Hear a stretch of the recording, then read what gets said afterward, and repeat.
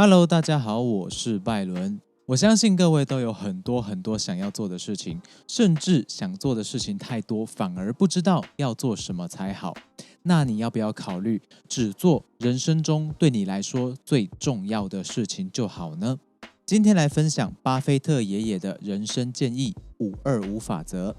巴菲特被认为是世界上最优秀的投资人之一。他的名字、他的故事、他的说法、他的一举一动，就算我们不玩股票，我们也不会不知道巴菲特这个人。打一个喷嚏都比你我还要重要，这个就是巴菲特。那么，巴菲特的成功并不因为他特别的聪明，或者是他特别的有才艺，而是因为他足够专注。今天讲的525法则来自巴菲特的一个小传说，正好可以传递出这个专注对他成功的影响，是一个厘清价值观、判断心中优先价值的方法，可以让你集中精力在你应该要专注的地方。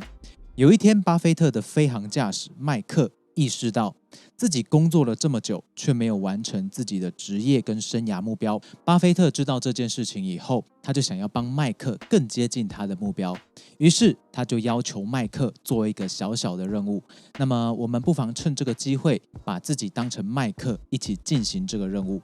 首先，巴菲特请麦克写下25个最想完成的任何目标，任何类型都可以，请你也好好思考一下。你可能会花不少时间才能够完成这25个目标的清单，你可以先按下暂停，稍微想一下。那么再来，从这25个目标中圈选出最重要的5项。这个阶段可能会更加困难哦。如果25个都是你认真考虑的目标，那你应该会感到有点棘手。在这里，你可以再暂停一下。那么现在你有了最想完成的25个目标的清单，你还有自己在其中圈选的5个最重要的目标。有了这样一个5个最重要跟25个很重要最想完成的清单，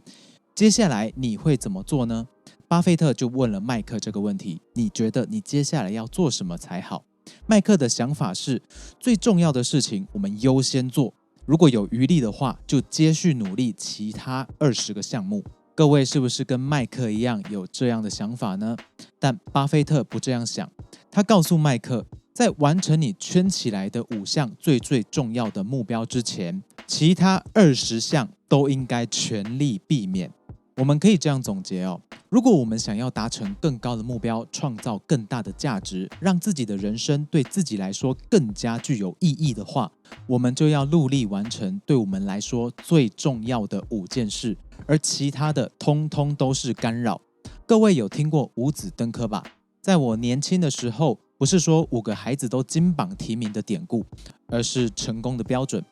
当时的五子登科包含金、妻、孩、房、车5子，这是一个范围很大，但不失为大方向版的5件要事。其中对财富的追求到现在还绝对是热点，相信没有人会反对。那么不知道当代的成功标准是什么呢？欢迎在下方留言互相讨论，你认为现在的成功标准是什么？趁这个机会，我想分享一下，也希望各位听进去。我认为你其中一个最重要的事，应该是对于身体健康乃至身心健康的投资跟追求。我们大多数人一生都在追求幸福快乐，追求高品质的生活，而这后面他们共通的要素都是你有健康的身心。我们自己的身心状况照顾好了，在我们周遭关心我们、照顾我们的人，才有机会可以得到真正的幸福快乐。他们都快乐了，你也快乐，互相正向影响，这不是非常幸福的事情吗？但如果是相反的状况，我们没有把自己给照顾好，那么这些人，这些在乎我们的人，都会因为我们的状况而陷入愁云惨雾，甚至把自己给牺牲掉。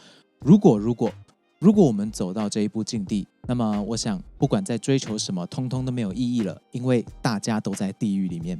所以各位一定要把身心健康放在你的一个重要的事情里面，它的连带效益实在是太大了。各位应该要坚持科学锻炼，学习正确的健康知识，注意饮食跟你的生活习惯，直到我们被火化以前都还可以自己上厕所。那么其他的4项，我想财富健康、财富自由这一点也是可以纳入考虑的。你的身体健康，而且你有足够的财务状况照顾自己，那么你当然就可以很快乐。剩下的3项随便你自己去选。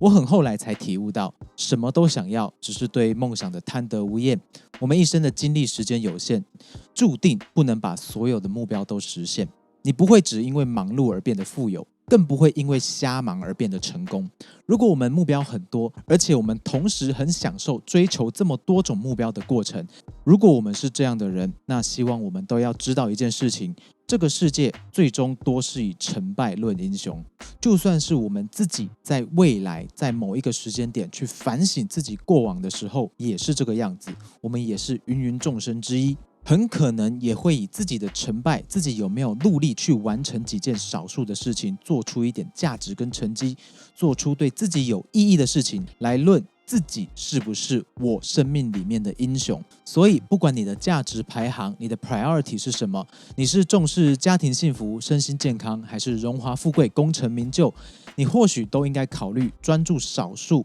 你重视的价值和目标，并且投入你的时间精力在这些事情里面，来避免最后一场空，也才不枉你如此努力的生活，甚至创造出连你自己都惊叹的价值和意义。我是 Byron， 希望这一期对你有一点点的帮助。还行的话，记得帮我3连订阅留言，我们下次见喽。